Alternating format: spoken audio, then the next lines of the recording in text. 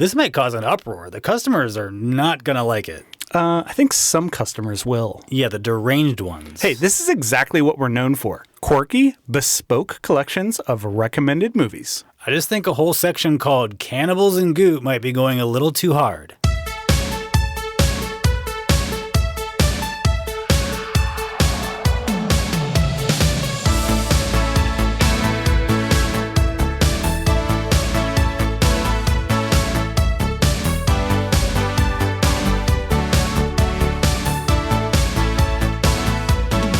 Welcome to Rewind Video. I'm Bob. I'm Rob. And we love movies. Good ones, bad ones, old ones, new ones, movies that spark discussion, movies that leave you speechless, and everything in between. Rob, I think it's time we discuss the elephant in the room. Again. Yeah.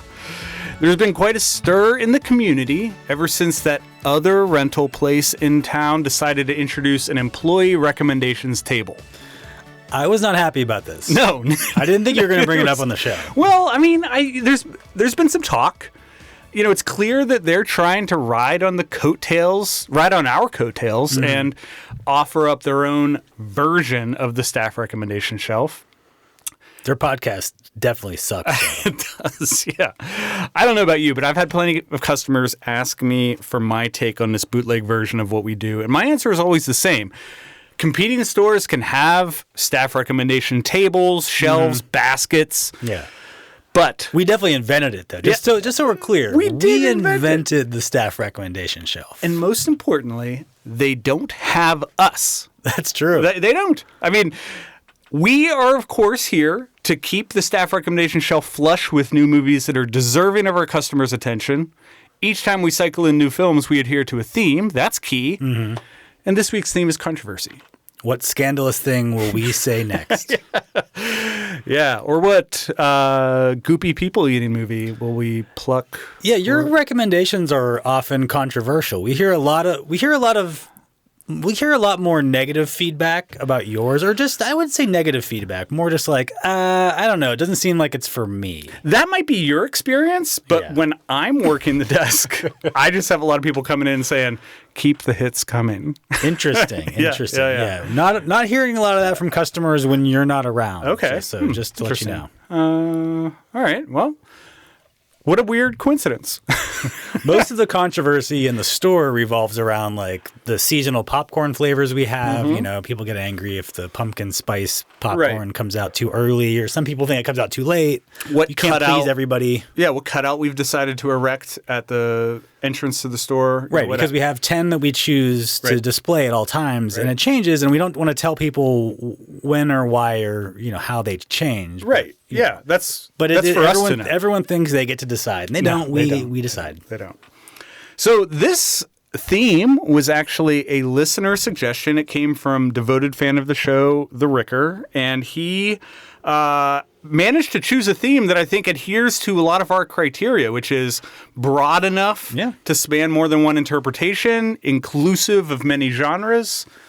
Good job. Most people don't really get the whole theme thing, but in this case, spot on. Spot on. But don't start getting a big head out there, audience. Right.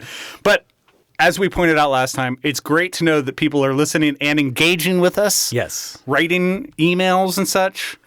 We wish that happened more. We like our emails. We do, to a point. Yeah, right. How did you feel about this? Any trouble picking movies, or did this one come pretty easily? This was one of those topics that was like slightly more difficult than some others, but I eventually figured it out. Mm-hmm. I thought you'd picked some really interesting films. I picked 2 movies from the same year, which I never do. I try to stay in separate decades. Oh, I didn't know that. But this, I had a hard enough time that I was like, you know what? That's fine. Like, I don't want to keep, like, it was hard to find because like there's ways to interpret controversy like within the movie or outside the movie or whatever, and so I actually found 3 separate ways. Did you now? My 3 movies, yeah. Okay. All right. I'm interested in learning about that. And the only way to learn about that is, of course, for you to get us started. So why not kick it off? Well, the year I was talking about is one of the best years of our staff recommendation shelf history. It's 1999. I mean, banger after banger. Banger after banger. The movie is Dogma. This is filed under Stairway to Kevin. Indeed. Here's the back of the box. An abortion clinic worker with a special heritage is called upon to save the existence of humanity from being negated by two renegade angels trying to exploit a loophole and re-enter heaven. That sums it up. Yeah. I don't like having renegade and negated in the same sentence, like 3 words apart. Yeah, that's that whole thing's a little wordy. This one, tagline, it's get touched by an angel, which I think that was a TV show. I think when this movie came out, I think so. Even then it's like a little like, come on. Even then that show was like old. Do better. Do better. Back of the box Yeah. tagline, guys. Yeah. So what is this? This is Kevin Smith's religious comedy epic starring Matt Damon and Ben Affleck as fallen angels. Kevin Smith is catching up to Paul Verhoeven. He's been on the shelf quite a few times. Quite a few times. Yeah. 4, I think. 4? Yeah. Well, yeah, we'll figure it out eventually. Right. So this is his comedy epic starring Damon and Affleck as fallen angels. They're trying to get back into heaven because they've been cast out by God. I don't really recall. There's something to do with them killing some people that they shouldn't have or something. Linda Fiorentino is a distant relative of Jesus, and she's chosen to make this pilgrimage to New Jersey because this church is absolving the sins of anybody who walks in their door on a certain day as some sort of ceremony or whatever. And it's this loophole, and these guys can like get back into heaven. Right. And if they do, then like everything falls apart because that means God ain't shit. Yeah, they found a loophole that, and then everything, Because if there's a loophole to God, then what's the point, right? Right. I guess that's what the whole thing is about. Yeah. Not that anybody would ever find out, but you know. But she's also joined by Chris Rock, who's the 13th apostle. Sure. And Jay and Silent Bob, of course. Yes. So this is Kevin Smith's 4th movie after Clerks, Mallrats, and Chasing Amy. So 2 of those have been on the shelf. And then Red State was on Red State, that's the other later. one. So I guess that's 4 total. I don't know that there was anything else. We didn't do any of the Clerks sequels, and Chasing Amy has yet to appear, so... It's in the bullpen. Yeah. Warm it up. So this was an idea that Smith had been working on since, like, I think before Clerks. It was just something he had, like, you know, batted around in his head a little bit. And even at the end of Clerks, it said Jay and Silent Bob will return in Dogma, because he was like pretty confident that was going to be his next movie. Yeah. But then when it came down to it, I think he was just like, I'm not ready to make Dogma, and I'm not a good enough movie maker yet. Interesting. So he made Mallrats instead, which was a huge failure. So then he couldn't make Dogma because it was like too big of a movie and he wasn't going to get a budget. So he had to make Chasing Amy because it was really cheap. And that gave him the clout to finally make Dogma. I mean, this has a pretty star-studded cast. So, rounding these people up, you've got to have some trust from the studio. Yeah. Well, this budget was like $10 million. Okay. So, which was definitely his highest to that point. And I think it grossed like 45. Oh, So it was quite a success. Yeah, but also like it's a Kevin Smith movie, so there's a little bit of a limit to it. Like he has a limited appeal no matter what he does and who's in his movies, you know? Right. We talked about how he did that, the one with Seth Rogen, when Seth Rogen was the biggest star in the country, and it still did like 35, 40 million or something. What was that, Zach and Miri Make a Porno? Yeah. Yeah. But like Ben Affleck and Matt Damon in 1999 in a movie together, that's a big deal. It is. Because they just did Good Will Hunting a couple years before this. Yeah, they were riding high. And so this is a bit of a coup, but like they also owed Kevin Smith a little bit because like Good Will Hunting doesn't happen without him. Right. Because he like personally took it to Harvey Weinstein and said, read this script. Because of that, I think they offered Kevin Smith the job to direct it. And Kevin Smith was like, I can't make that. Like, I'm not good enough to make that movie. Yeah. But he's partly the reason why that they were stars. So like, that's one of the reasons they would agree to do this. So the controversy, like what was the controversy? It was in the reaction to the movie. It was some Catholic group. It wasn't the Catholic Church. It was like some Catholic group, like the Catholic People of America or whatever. Yeah. And they started complaining about it even before the movie came out, before they even really knew what it was about. They just knew it was a movie about Catholicism by the guy that made blowjob jokes in his movie. And they're like, no, we can't have this, right? We're clearly not going to agree with what this movie has to say. So they were just trying to get attention. And I don't know, there's like a big hullabaloo and they were, Disney didn't want any part of it. Yeah, it's kind of hard to believe that in 1999, whatever group was associated with these protests had enough clout to be more than a blip on the radar. I mean, 1999, if you showed up somewhere with like 40 people with signs, you could at least get on the local news. That's fair. And then I don't know. I don't think there was as much pushback against this movie as the people who were doing it wanted you to think. And that was like what a lot of these religious groups were doing back in these days. They were like trying to make it seem like it was this movement. Again, I guess this is how all of our politics works now, where like 15 people decide something's a disaster and then they just pretend like that's everybody. But so I don't think it was that much of a movement against it. But I also think Disney was just like, you know what? I think they had just had a different movie come out like 2 years before, I think, that had something to do with the church, and they got a bunch of shit for it. And they were like, you know what? We just don't want any part of this, Huh. And so they got Miramax was just like, Harvey Weinstein was like, why don't I just sell it to myself? And then you don't have to worry about it anymore. Gotcha. And that's how we ended up with it. So because of this controversy that was mainly manufactured, this movie ended up in Harvey Weinstein's hands and was in limbo for years. And now some other company bought it and they basically told Kevin Smith that he can do whatever he wants with it. Oh, that's good. He can he said he's going to make a sequel. Yeah. Has this been re-released on Blu-ray or anything? I mean, I know we have a copy of course. The DVD. Yes. Yeah. I think they're working on it. I think it's just been that is within the last couple of months this has happened. So they have to, I don't know how that works. They have to master it and do whatever. But I'm just have to write the back of the box again. Yes, and call us. You can come up with a new tagline. We're here. It's not too late.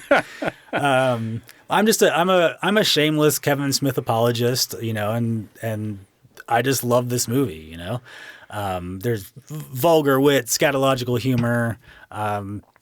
Is it visually inept? Yeah, it is. It's part of his style. It's part of his charm. Yeah. The action is not good, and it's kind of funny how bad it is. Yeah. I don't understand what the problem is at this level. Because when you're making Clerks, I get it. Yeah. You have no money, you have no crew. You're just here's the camera, here's my script. At this point, it's almost is he doing this on purpose? I don't understand why there wasn't just somebody who's just get a DP and let them make some decisions. Yeah. And he's had DPs work for him before that know what they're doing. Yeah. But it's why do his movies look like this? I don't understand, but I still kind of love it. Yeah. Yeah. It has a certain charm to it. That's for sure. Yeah. Yeah. And he also is able to turn Catholic theology into this comic book story in a way. Yes. These angels are superheroes. This is before superhero movies, of course. And that's one of Kevin Smith's things is kind of making things comic booky. And that's what he does here. He makes Catholicism the Marvel Cinematic Universe. You can see you could make a whole series of stories in this universe. Right? Yeah. This has an Avengers quality to it that could spin off into countless other films. Absolutely. We also get George Carlin and Alan Rickman here doing fantastic work. Oh yeah. It's two legends. Great to see the both of them. So I just love this movie, and I realize it's not perfect, but I think it's fantastic. It's fun to go back to. It had been a long time since I had seen this. Yeah. So I mean, probably close to its release is the last time I went back to it. And it's fun. I mean, it's a Kevin Smith movie from that time. And, exactly. So it's rated 3.5 overall on Letterboxd. 1,700 users have it in their 4 favorites. 1,700? 1,700. Oh, wow. And 27% agree with my 4-star rating, including Aspen, who wrote, "The most unrealistic part of this film was Bartleby saying that he and Loki aren't gay when they had the most insane chemistry the entire time." They did have that. So I'm putting Dogma on the staff recommendation shelf this week for the topic of controversy. I'm trying to embrace your more critical stance on star ratings. And I hadn't really thought about this movie in a long time. Yeah. So it didn't have a rating for me on Letterboxd. And I think that I'm at 3 stars on this only because when I look at the other 4-star Kevin Smith movies that I like, they're decidedly above this. But again, this is probably the one from that era that I've seen the least. So maybe it just needs more time. Maybe. I mean, he has at least 2 5-star movies for me. Yeah. Maybe this would be one day. I don't know. Would that be Mallrats and Clerks? Mallrats and Clerks, definitely. Yeah. I haven't seen Chasing Amy in a very long time. Yeah. Well, as you mentioned, it might show up. In the bullpen. Yeah. Well, good pick. Never mad at seeing Kevin Smith do what he does on screen. All right, I'm going to jump ahead just a couple years with my first pick. And this is from the A Lot of People Think I'm a Son of a Bitch section of the store. And my first movie is The Fog of War. Here's the back of the box. Errol Morris's Academy Award-winning documentary presents a deeply personal interview with Robert S. McNamara, U.S. Secretary of Defense under Presidents Kennedy and Johnson, whose decisions shaped the Cuban Missile Crisis and the Vietnam War. Through McNamara's candid reflections, archival footage, and Morris's signature use of the Interrotron, the film examines the complexities of modern warfare and the ambiguities of leadership. There is no tagline for this, which better than a bad one. And so, this is I believe this won the Academy Award for Best Documentary of the Year of the Oscars that it came out. This was kind of the golden age of documentaries. Yeah. Like the Bush era. Oh, my God. Like the 2003 to post-Iraq to like... Yep. We got some good ones. Yeah. And this is Errol Morris doing what he does. You know, there's mention on the back of the box of the Interrotron, which is, for those who are unfamiliar, this great thing that Errol Morris pioneered where his face is kind of projected on the lens of the camera. So the interview subjects are looking essentially into Errol Morris's eyes, but they're looking into the lens of the camera, which often doesn't happen. You usually have the subjects looking like just off screen at the person who they're talking to, but it creates a really engaging and sometimes unsettling vibe because you're being talked directly at. Yeah, you're close in there. Yeah. And we're following Robert McNamara's life and his involvement in several wars, several presidential administrations, and the narrative framework here is set up as 11 lessons learned from the life of this very influential man. So how does it fit the theme?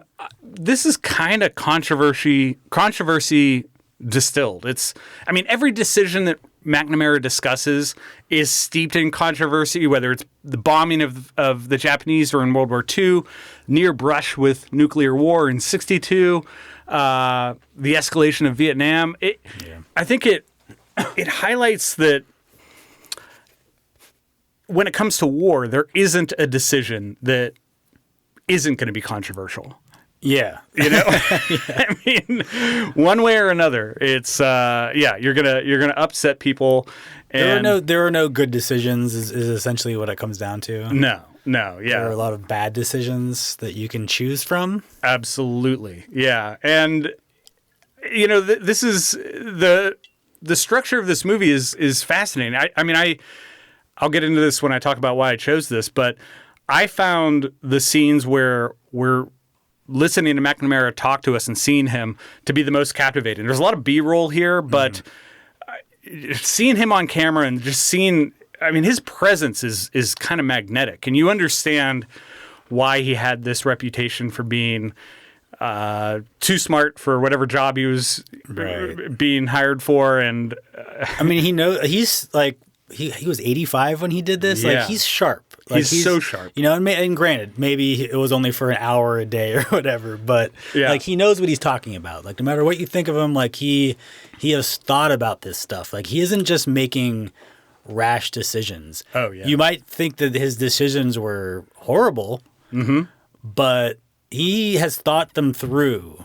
You know, like he understands the consequences of what he's doing, I think. Yeah, and he spent a lot of time marinating on them. I mean, Yeah. You get the vibe that he is haunted by his choices, and you know, he acknowledges the line between victor and war criminal is very thin. Yeah. And it's ultimately just a matter of perspective. But yeah, the 11 lessons framework was kind of taken. It was Errol Morris's way of providing essentially chapters to this very long conversation with McNamara. Philip Glass composed the score here, which is fitting for the film.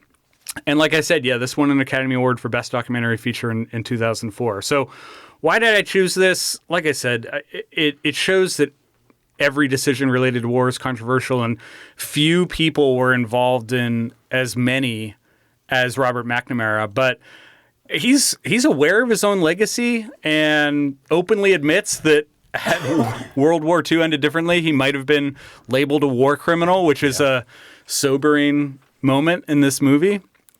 It kind of makes you wonder, like, I mean, you are a war criminal. That means you are a war criminal. It does mean that you are a war criminal. And when it gets to Vietnam, like, it doesn't, like, nobody won that shit, so you can't be like, well, we won, so we're not war criminals. Right. And this movie, like, obviously, like, the second half of this movie is all about Vietnam. Yeah. And I don't know, man. I don't think this country's ever, like, really grappled with it. No. You know, like, he tries to pass it off onto LBJ, which I guess he's right to some extent, because, like, even, I don't know, because the president's the president, right? The president gets to decide.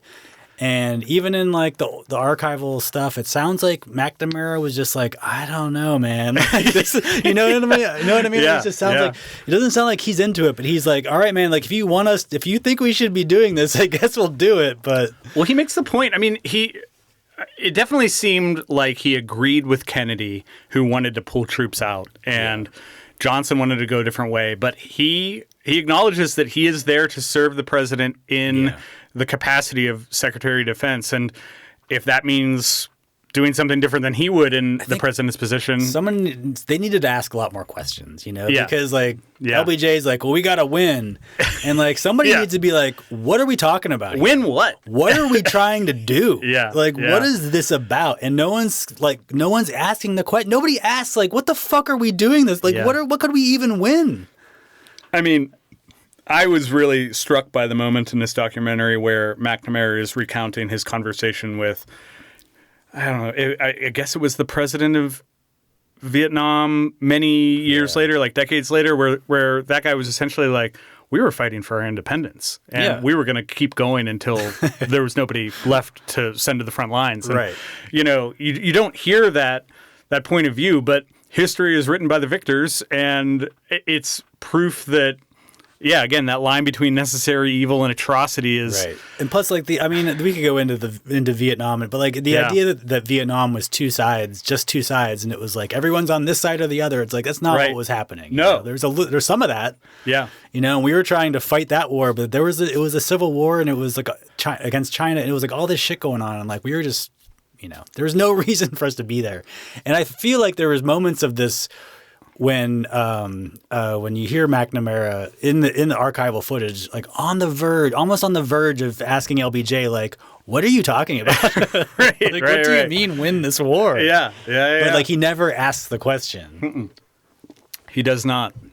So yeah, this is not a comfortable watch, but I think it's an important one. It was a modest but successful release, grossed over $4 million worldwide on a relatively small budget. Roger Ebert gave it 4 stars. He said, an active witness by a man who, looking back, realizes he may have been wrong more than he was right.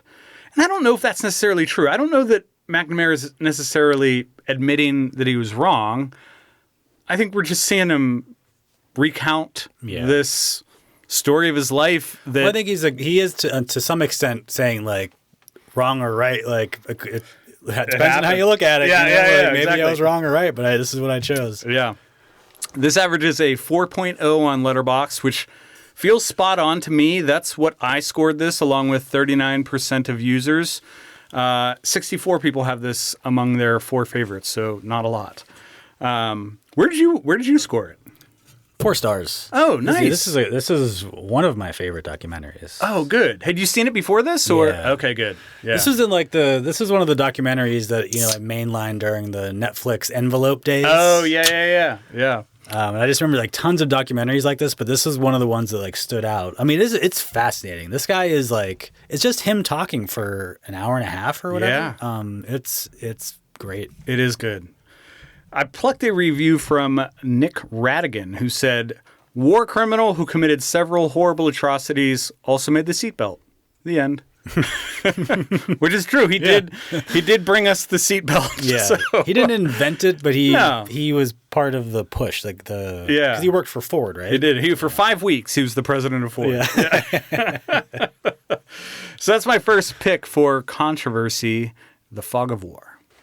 Okay, I'm gonna stick to 1999 for my second movie in a row. Nice. The movie is Three Kings. This is filed under Golden Opportunities. I'm so glad you picked this movie. This is a fun one to watch. Back of the box. A group of American soldiers stationed in Iraq at the end of the Gulf War find a map they believe will take them to a huge cache of stolen Kuwaiti gold hidden near their base, and they embark on a secret mission that's destined to change everything. Tagline, "It's good to be king."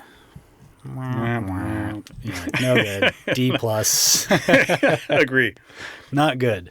This is David O. Russell's military heist film with Mark Wahlberg, Ice Cube, Spike Jonze, and George Clooney as a group of rogue American soldiers who attempt to steal millions of dollars of gold from Saddam Hussein. I always have to remind myself that Spike Jonze did not direct this. He did even not though he's in direct it. this. Yeah. This is I think this is like the first thing he ever acted in, really. He's so great in this. He's so funny in this. He is hilarious, yeah. So this takes place at the end of the first Iraq War, which lasted for, I think, a few months in 1991. Yeah. And I kind of remember it from being a kid, but not really. I remember Saddam from back then, but, mostly from the second Iraq War, which is much less successful, I guess. But we had driven, they invaded Kuwait, and we had driven them out of Kuwait. And I guess our army was like, at that point, like invading Iraq, and they were about to like take Baghdad. And that was when Saddam was like, okay, listen, like I promise not to invade anybody else if you just go home. And so there was a ceasefire. But we allowed him to stay in power. Right. And at that point, George Bush had kind of implied, he said something that like implied to the Iraqis, like, you can rise up against Saddam and we'll have your back. Yeah. Right? Which the resistance groups were like, sweet, we can like start a revolution. The United States has our back. But really what he was saying was like, we're leaving. Like we're rooting for you, So the whole movie takes place in this liminal space between war and peace. Yeah. Right? Because like we're not in a war anymore. We're not fighting these guys anymore, but we're still there. We still are like on the ground. And so our army is existing next to this other army that we were just fighting, but we have a ceasefire, so we're not fighting. And then the people we thought we were protecting are getting the shit beat out of them, and we're supposed to stand there and watch it. Yeah. And so it was like, what are we doing here, Yeah. The way this fits the theme, however, isn't in the movie. This was purely behind the scenes controversy. Oh, you don't know about this? No, really? no. This was like 99, so this was like before the internet, really. And so like, okay, this is one of those things that I'm sure, working here at the video store, I'm really surprised that you haven't heard this. 'Cause this is like one of those things that we tell each other. You know? In our circles. Yeah, I think it's probably it's probably like a thing where like, I just assumed you knew. Oh. And so I've never mentioned it. No. It was a major conflict between George Clooney and David O. Russell. Oh, wow. Now, Russell has a long history of like really bad behavior. I'm not going to go into it. You can look it up. It's kind of a surprise that he continues to work because he's basically a real piece of shit. But at this point, no one really. First of all, back in the 90s, it was tolerated more to be a piece of shit. And also, this was like before everyone knew. It was like his first major movie, I think. Yeah. So like everyone was like, oh, he just seemed to know over his head and shit. So anyway, Clooney felt that Russell was mistreating the crew. And Clooney was like, well, I'm the star of the movie. I have to kind of like be their voice. And so like he was always sticking up for them. And the View was just like, well, Russell's just like making shit up as he goes along and he's taking it out on the people on the movie, right? Oh, wow. And so there's this one point in the movie where this is actually a mini controversy within the controversy where Clooney thought that Russell was like mistreating an extra or like a stunt guy because he was like showing him like, I want you to like do this and like threw him up against the wall or whatever. And Clooney read it as he was just doing it to the guy. He was attacking this guy. He was attacking this guy, which maybe he was like, cause like it's a controversy within it. Cause some people are like, I don't know, like it seemed like he was just doing the thing, but Clooney misread it. But Clooney was like, hey, I was just sticking up for the people, you know? And so Clooney flipped out and went after him. And like the story that's always gone around the video store grapevine is that Clooney fucking decked him. Oh, yeah? Yeah. Clooney was like, fuck off. He's like, you don't treat the crew this way, and just fucking decked him. Oh, wow. Not confirmed. Like they haven't talked about it really since any of this happened. Like Clooney said stuff like, well, you know, it was a real tough set and like, you know, things get heated and I don't think I'm going to be working with him anymore, but you know, I wish him luck or whatever. And he didn't, as far as I know. Oh no, they never would. Like it was definitely like one of those things like they will never. Yeah. You know. But yeah, so that was like the big controversy about this movie was all behind the scenes stuff. Interesting. But regardless of David O. Russell's personal conduct, I still love this movie. Yeah, it's great. It's got a frantic energy to it. It's like an Uncut Gems kind of feel to it. There's a chaos to the story. There's a chaos to the visual style that kind of matches the chaos of this world. Yes. This easily could have been like a Jerry Bruckheimer like big budget explosion movie. So glad it's not. Yeah, it's got its own vibe. You know, it's really funny. The cast is amazing. Oh, yeah. Like, you know, Wahlberg, Ice Cube, Spike Jonze, Nora Dunn, Jamie Kennedy, Judy Greer, like these are not like the best actors in the world, but I would say everybody here is just perfectly cast. I agree. And it's funny because we just talked about Wahlberg and Clooney together in The Perfect Storm, and I don't think either of us bought Clooney in that part. Yeah. He works here. No, he's great in this. This is maybe one of the most like stereotypical Mark Wahlberg being Mark Wahlberg parts that I think I can remember, where he has this weird energy to him that I think... That's the Mark Wahlberg I like. Yes. I actually liked him in The Perfect Storm too. Yeah, he was good in that. But I think in like this is a funny Mark Wahlberg. Yes. And like we already said, Spike Jonze is hilarious. Yeah. Nora Dunn and Jamie Kennedy, especially together, like super funny. Like those are super funny parts. Like I don't know, it's just like it's got a really fun energy to it. You know, I don't know if that's because or despite the backstage drama and stuff, but like it's just a fun movie. It's really funny. It's dramatic. It's got a good story. It's a heist. You know, it's fun to watch. Yeah. It's got heart. It's got heart. It's heart. You know how we feel about heart. Yeah. Three Kings is at 3.5 on Letterboxd. 78 users have it in their 4 favorites, which seems kind of low, but I think this is one of those movies that has slipped through the cracks a little bit. Yeah. Maybe because of David O. Russell's history and stuff, but I don't know. You don't really hear too much about it, but it is pretty fantastic. 25% agree with my 4-star rating. I'm among them. Including Logan, who starts his rating by writing, "Everything was fucking awesome until it ended with a U2 song." That's fair. So we'll get back to U2 later, but I'm putting Three Kings on the shelf this week for the topic of controversy. I was so excited to rewatch this, and it holds up. And this movie does something that not enough heist movies do, which is it reckons with the weight of money. Yeah. You know? I mean, like how are we money's going to heavy. get this the fuck out of here? Yeah. it is gold too. Like that I think we all like instinctively look at gold bars and go like, that is heavy. But a lot of movies don't even reckon with the weight of cash. No. It's like, we got $200 million in this like backpack. It's like, no, you don't. Exactly. So I just really love this. It's fun. And now we watched this at home, and my better half was not as interested in it because there, in her words, there was a lot of shooting, a lot of talking, and a lot of jazz drums.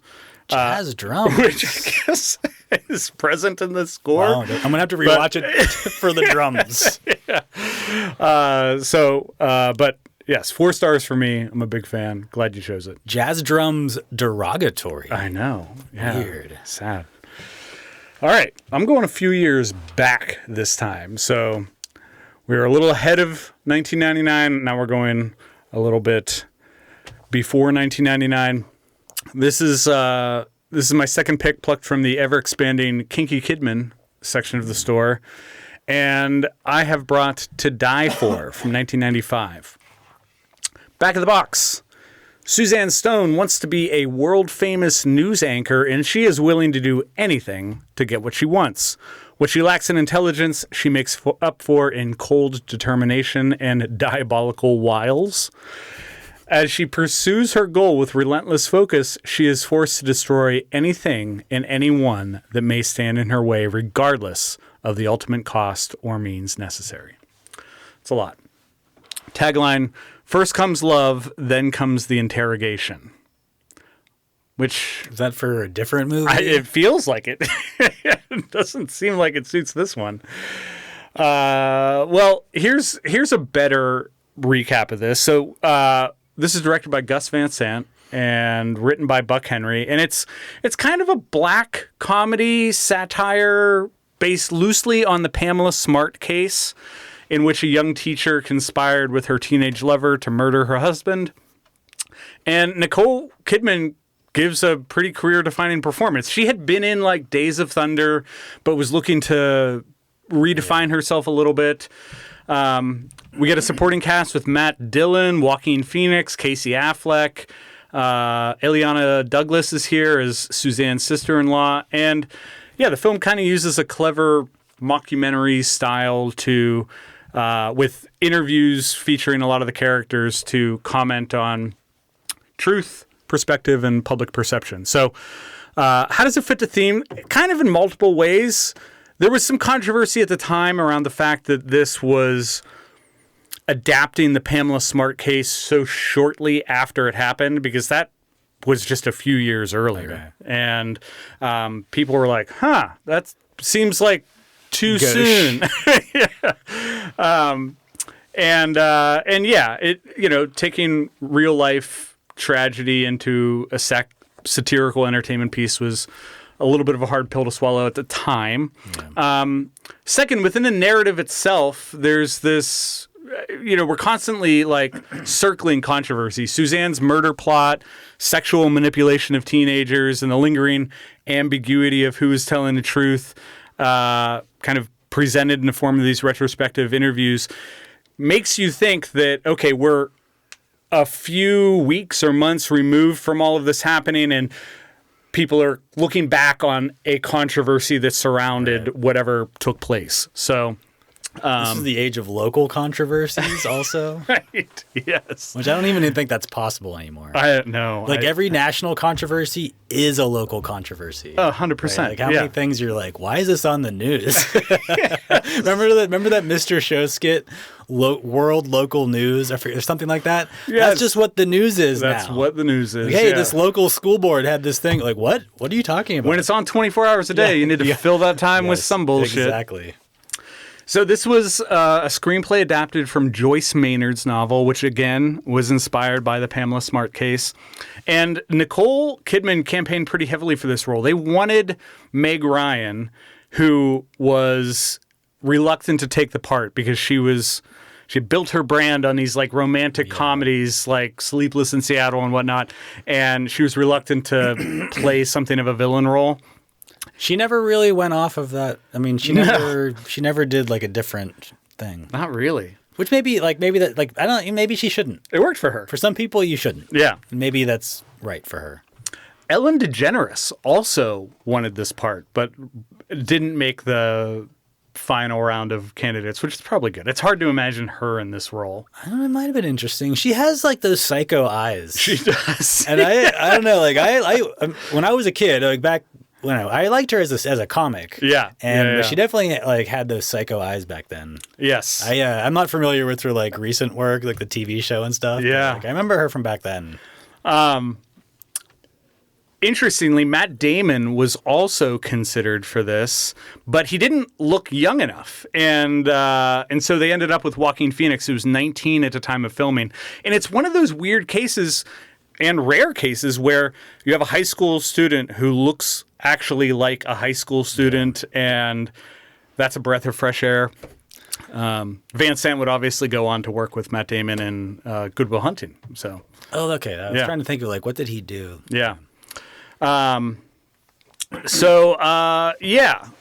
did I choose this? This is, I think, a fascinating watch 30 years after release, because it's not just a true crime adaptation, which the world has become obsessed with. It's, I think, a blueprint for how American culture views ambition, fame, and notoriety. Like, Suzanne Smart isn't just a murderer. She's kind of like the forerunner of what we've seen reality TV stars kind of. I was going to say, like, in the 90s and 2000s, you're like, okay, this is foretelling the kind of people that, like, seek that kind of fame. Yes. Like the reality TV fame, where it's just like, I don't care what it is. I just want to get in front of a camera and be on TV. Yeah.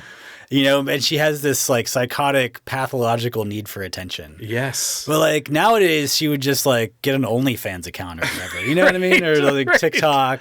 It's a lot easier for these psychos to like, I don't know, at least get the appearance of attention. I don't know. It's a weird. There's a different outlet for this shit, but it's not this anymore. It's not like local news or. Totally agree. Yeah, but I almost think that there's just more of an appetite for a person who's doing this kind of shit today than it seems less shocking today than it probably did at the time. I'm just thinking of like her like from her perspective, like this need for attention. Like I was so fascinated by those times where she's just like literally drawn to cameras, where it's just like, oh yeah, it is not in her interest to be doing this, except her only interest is to get in front of that camera. You know? Yeah, and absolutely. you see her do it multiple times. Yeah, she's just enamored with the fact that there are lenses near her. Right. Yeah. And if she was around now, she would just be one of those people that is like a, Instagram influencer, or whatever the fuck that is. Recording a reel right outside the courthouse. About nothing. Yeah, 100%.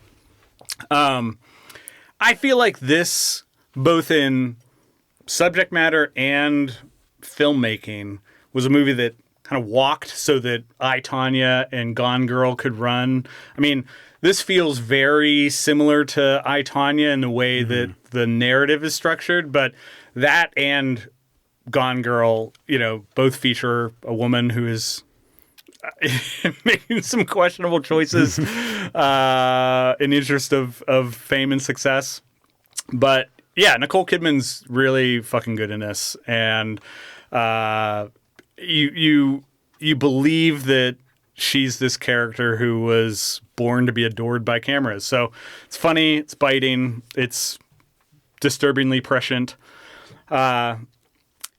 It grossed $21 million against a $20 million budget, so barely over the asking price. I remember this was kind of like one of those like award season movies, I guess, or like they're like trying to. It was a big push. I don't know if she got nominated for anything, but there was like a big push. Like this is her Academy Award movie, right? But yeah, I think it was one of those video hits. We also get weirdly David Cronenberg appearing in a cameo role. Well, which part was he? He appears at the end, kind of luring Nicole Kidman to that barn without spoiling the ending for people. Yeah, he's the one that shows up at her car window. So I'm right there with 32% of Letterboxd users and giving this a 4-star rating. 416 users have this among their 4 favorites. Where did you land on it? I gave it 4. Oh, wow. We agree on 2 of my movies. Amazing. That feels controversial. Something's going on. Yeah. Roger Ebert said, Nicole Kidman nails the role of Suzanne so thoroughly, you might not be able to take her seriously in another film for a while, which I don't know if that ended up being true. But this is another case where, similar to Baby Girl, she liked some of that young ass, which... I mean, did she like it as much as she Probably not. used it for her own purposes? Probably not. And I plucked Amanastar's 4-star review where she said, and she did it with a cunty bob, too. Which I thought was great. Call attention to the haircut. Cunty Bob. That's my second your pick. new nickname? Cunty Bob, yeah. I'll take that. To die for, my second pick. Okay, I'm going to bring us up to the year of 2016. The movie is Popstar, Never Stop, Never Stopping. Yes. This is filed under Bin Laden songs, which is kind of a controversial section of the store, I would say. Yeah. Very controversial. Yeah. Here's the back of the box. When his new album fails to sell records, pop/rap superstar Connor For Real goes into a major tailspin and watches his celebrity high life begin to collapse. He'll try anything to bounce back. Anything except reuniting with his old rap group, the Style Boys. Tagline, ever since I was born, I was dope. I like it. Yeah, it works. This is the Lonely Island's mockumentary about a boy band called the Style Boys. Their breakout star, Connor For Real, after he goes solo and leaves his bandmates behind.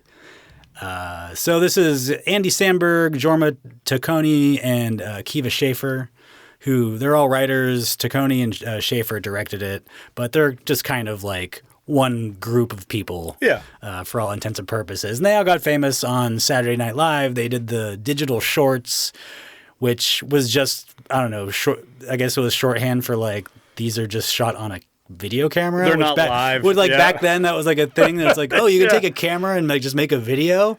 That was like a big thing they got known for.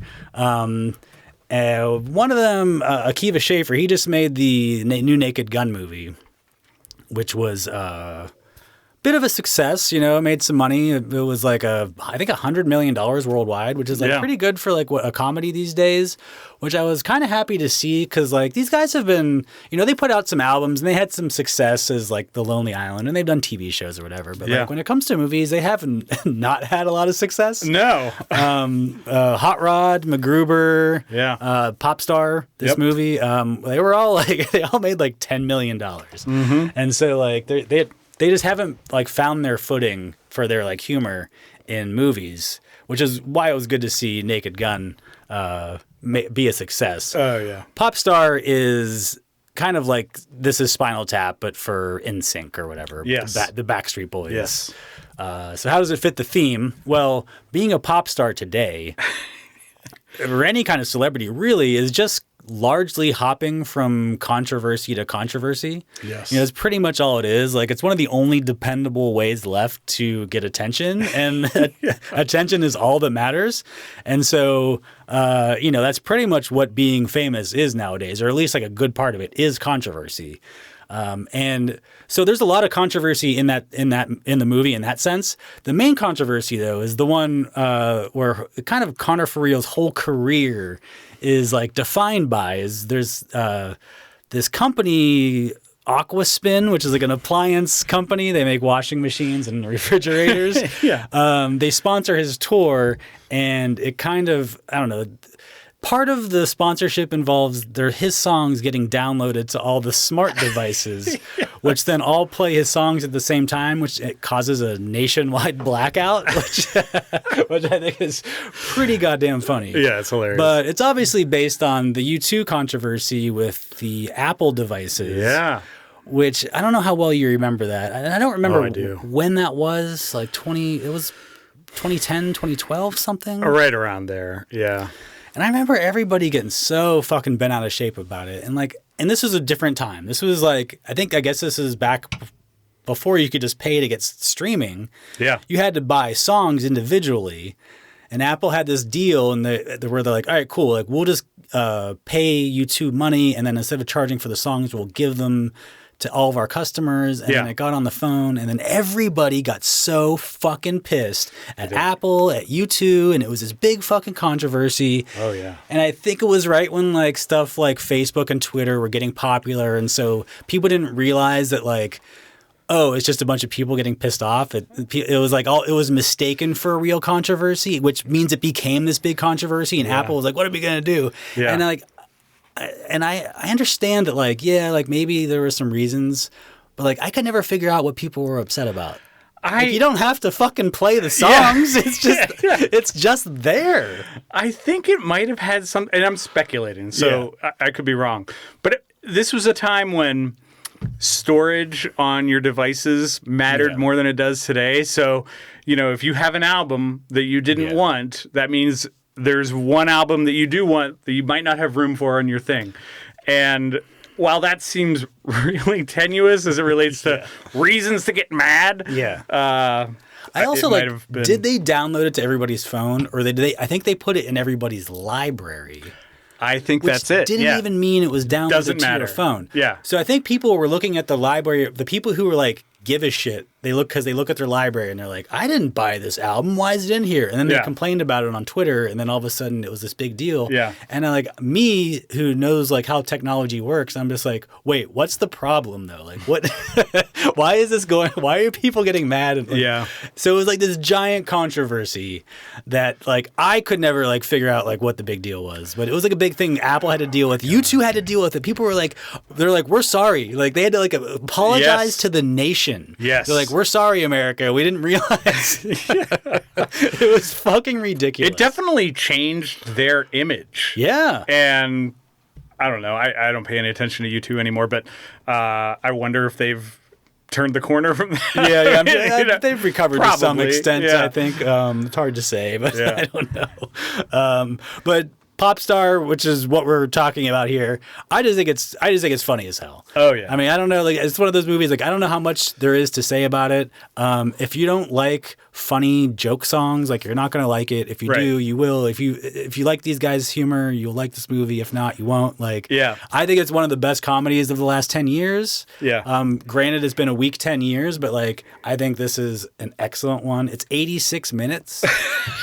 It is. Yeah. We've had a lot of short movies this week, I think, but it's just totally silly. It's just laughs. You get some full frontal nudity, like it's just a fun movie. So Popstar, never stop, never stopping. It's rated 3.6 overall on Letterboxd. 2,100 people have it in 4 favorites, and 27% agree with my 4-star rating, including Torin, who wrote, weird movie, but really good. Yeah, I mean, I wrestle with this. It's very funny. I think I have it at 4 stars. I haven't given it a rating yet because I'm still.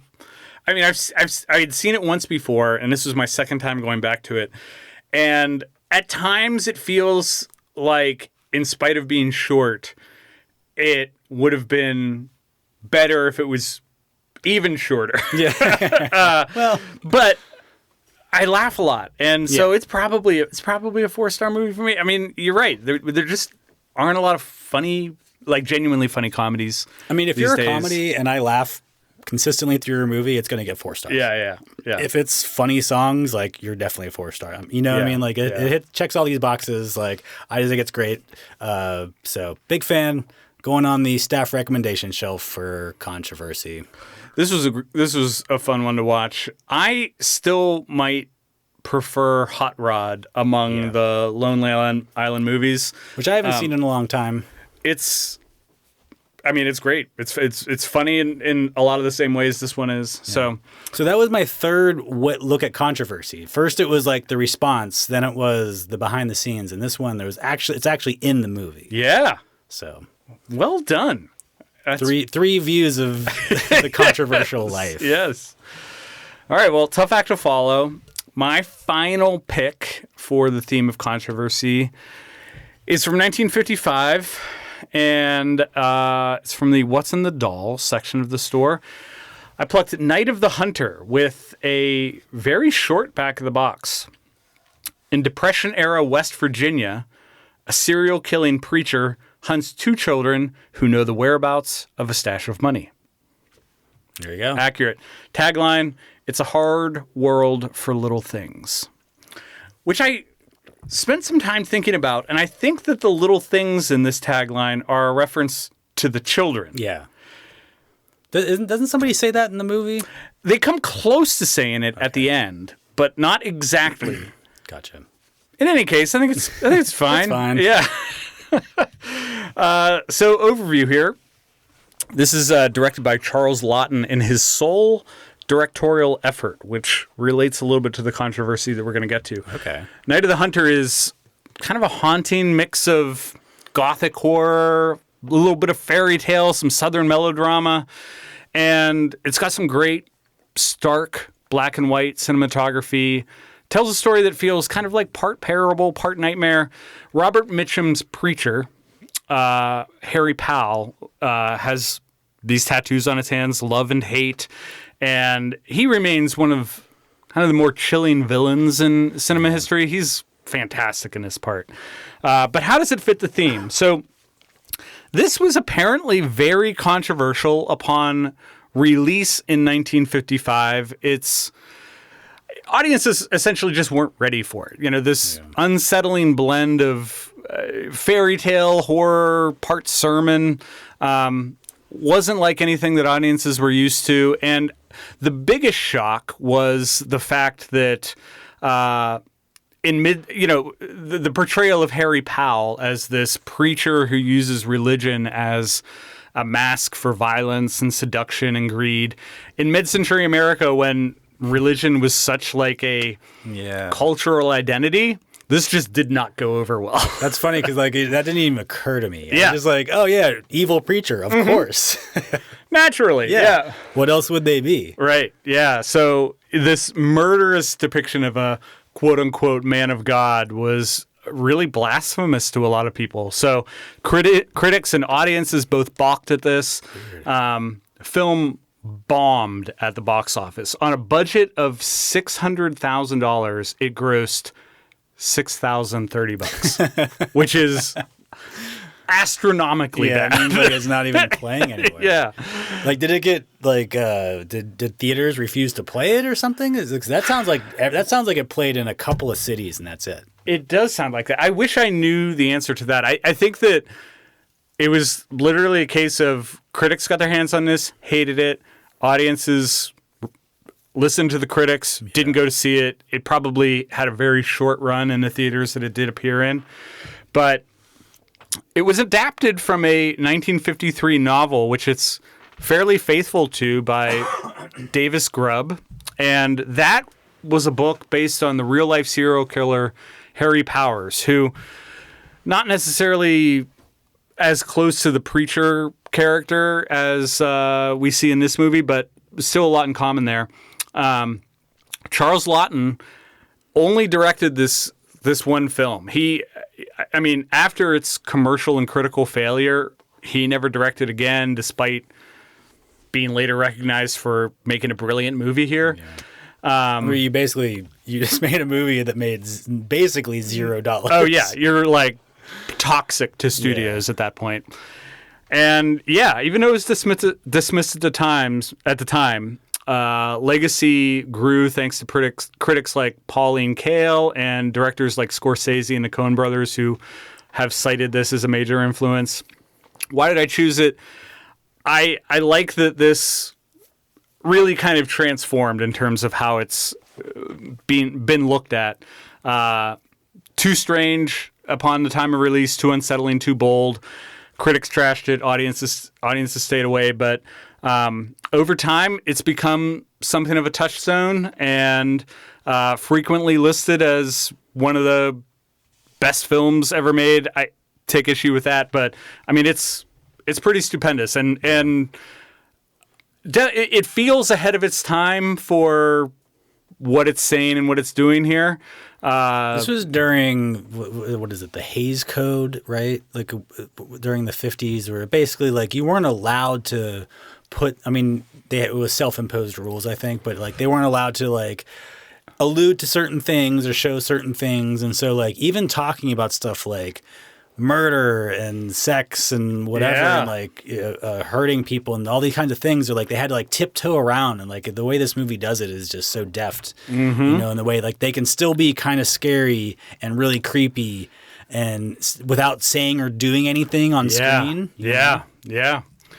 I think that it overstays its welcome just a little bit. It felt a little longer than it needed to be, but it's pretty short. It is. It's under 2 hours. I mean, I would just cut a little bit here and there, I see. Which I feel strange saying as you're all of a sudden that guy. No, I know. The second straight movie you're complaining about the runtime. But 86 minutes. What's this one, like 97? Something like that. Yeah. I do love Robert Mitchum's depiction of the preacher here. I think he's magnetic in a way that he is. I mean, even within a single scene, both this like compelling and sympathetic character, and also this clearly a villain, and he does it really well. So, I mentioned that this did terribly at the box office, but it has come around to a 4.3 average rating. 29% of users agreeing with my 4-star rating. I'm curious, where did you put this? It's a 4 for me. Wow. I'm shocked. I never thought we'd see this day. So we're aligned, and I did not pluck a review for this. I just settled on this just being well liked by most people on Letterboxd, which is great. I'm glad that we agree on I think I gave a 4 stars to every movie this week. Yeah. It was a fun week. It was a fun week. Yeah, this was a good theme and a fun week. And I think that there's nothing controversial about our picks for the theme of controversy. You can't argue with any of these. There's no argument. Absolutely not. These all fit the bill. And the 6 movies that we chose are Dogma, The Fog of War, Three Kings, To Die For, The Night of the Hunter, and Popstar, Never Stop Stopping, which were flipped when we actually talked about them. Oh. If you don't have time to stop into the store, you can visit us 24 hours a day at rewindvideopod.com. You can also find us on Letterboxd and Blue Sky, or send us an email at rewindvideopod@gmail.com. And don't forget to rate, review, subscribe, and share the podcast with all of your friends who love movies. Important things to do. Please do it. Beyond listening. So we don't celebrate a lot of holidays here at the store, but if there's one that we do care about at Rewind Video and here on the podcast, it's Halloween. Yeah. I think we celebrate it more than we do St. Patrick's Day or Christmas or Flag Day. Because it's about celebrating the Dark Lord. Right. And we have a certain appreciation for him. Now, in the past, when we've done a Halloween episode, we've bounced around a little bit with topic to topic. Yeah, we've tried a few things. Yeah, but we've settled on the fact that Satan is kind of our brand. Kind of is, right? Yeah. We're all about Satan. Yeah. Totally into Satan. Yeah. And so we're returning, perhaps permanently, to for our Halloween episode, the theme of Hail Satan. Hail Satan. Hail Satan. I mean, if it ain't broke, don't fix it. As usual, we have 6 movies to recommend. But if you're looking for something in the meantime, feel free to hit us up for a movie to watch. And we will see you next time. Be kind. Recommend.